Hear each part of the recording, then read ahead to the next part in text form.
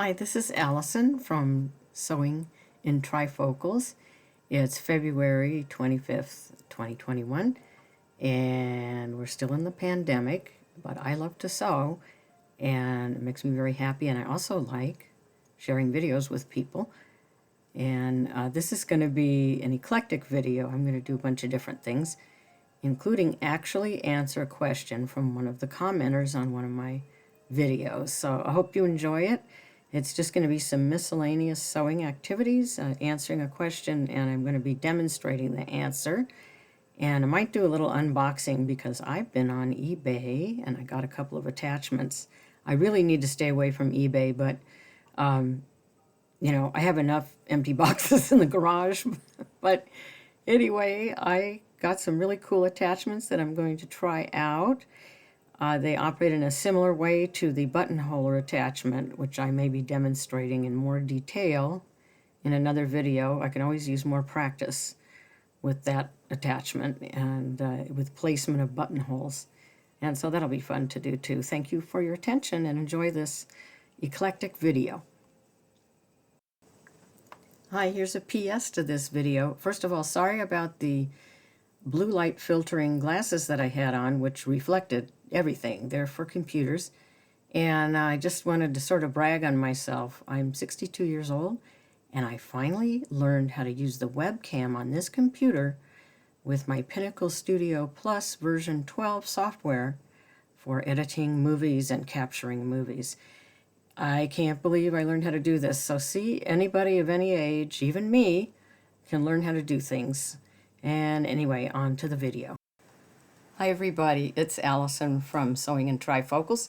It's a couple of days after the last video that I filmed, and I wanted to address a question from someone who watched one of my videos. And I'm going to start out by demonstrating how an electric foot pedal works for this gentleman. His name is Mr. Frank Janvari, and he asked this question about a month ago.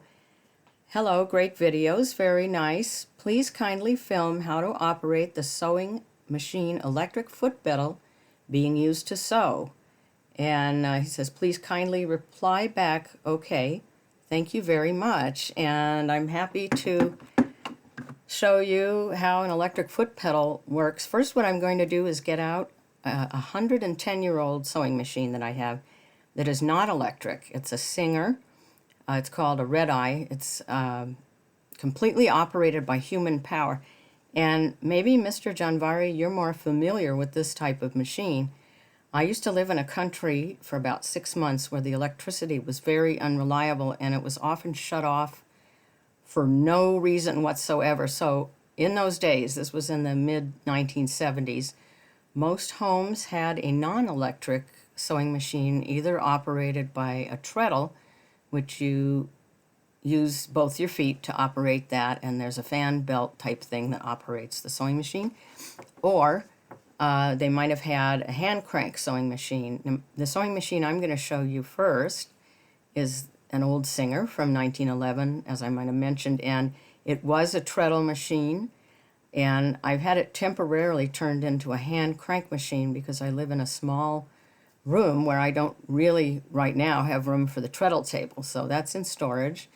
But I'll show you that, and then I'm going to show you the electric machine and how the foot pedal operates so that you can understand the differences in case you're interested in buying an electric machine.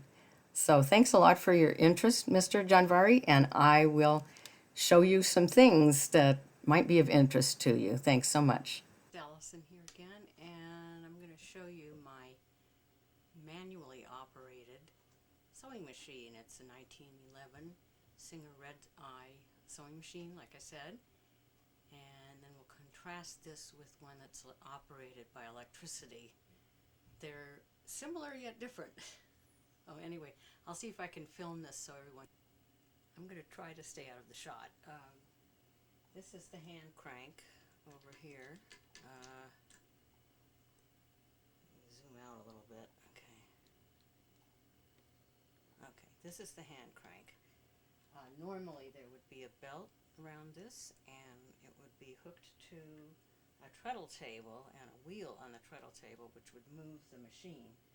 I make it so. And I had this hand crank put on it, and it's actually kind of hard to operate. It's good exercise, I'll say that. I don't know how I'm going to do this and stay out of the shot, but I'll try. Anyway, you just put it under the presser foot, let your thread to the back, and you know, just put the needle down in the fabric. You crank clockwise, and this wheel goes counterclockwise. And I'm going to put the presser foot down. Okay, and we'll just start sewing. Oh man, this is a lot of work. I have to stand up for this. Okay, here we go. Stand up, how's that? Get my arm out of here. Okay. Kind of like that. Okay. Oh my goodness, I think this needs oiling or something. Anyway, it's a lot of work.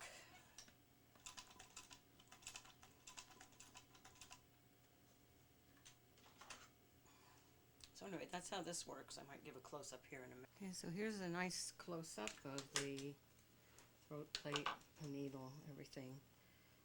This is really hard to operate, to be honest. I haven't sewn with it in quite a while, but I will attempt to give a good demonstration here. This is actually a very good machine, but I have a feeling I need to get something done. Maybe the hand crank needs to be oiled. I might be able to find a YouTube video to do that. The machine's operating great. These machines only need to be cleaned and oiled about every 3 to 4 years. Although, I mean, you should oil it in between, but, you know, as far as getting it professionally maintained, you don't need to take it in nearly as often as an electric machine. So here we go. Just try and, oh my gosh, this is hard.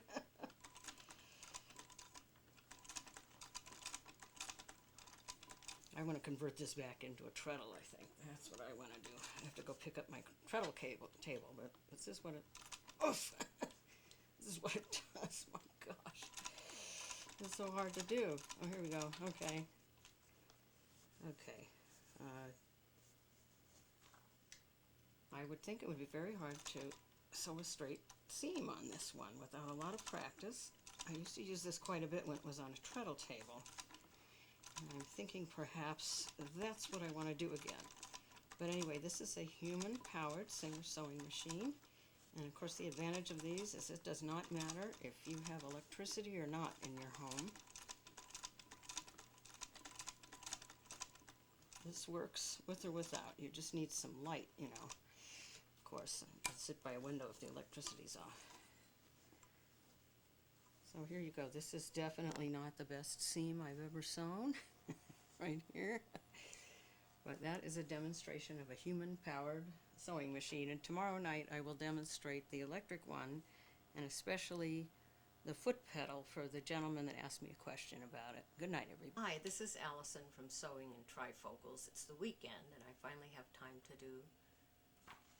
Okay, I'm going to try to stay out of the way here. As you can see right here in the right-hand corner, this is the foot pedal. I've put it up high so that you can see it. Got my shoe on it. The sewing machine is plugged in, and I want you to hear what it sounds like. I'm going to put some fabric in too before I do this. Okay, so we're going to pretend this is my foot. I'm going to put my hand in here. Maybe if I turn it this way it's better. Yeah, this looks better. Okay. So first I'm going to get my needle into the fabric by turning the hand wheel towards me. In fact, I'm going to go over and put the thread under the presser foot. Okay, so Frank, I'm using a shoe to pretend that's my foot. This is the presser foot up here. All you have to do is push on it. You push on it a little bit with your foot, and the sewing machine goes slowly.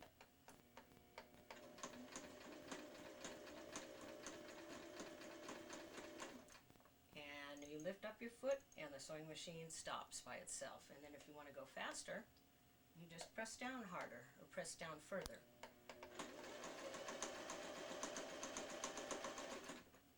Okay, and that's all there is to it. I will probably do a wide angle view so you can see how the whole thing operates together, how the foot pedal controls what the needle does. Now I have a wide angle here, and And you can see both the presser foot and this part of the sewing machine, which is where the needle is operating. So I already have the needle.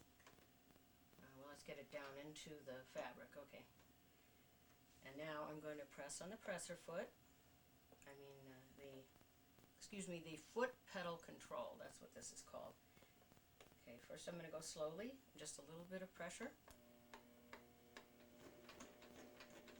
Now I'm going to sew faster by pushing down further.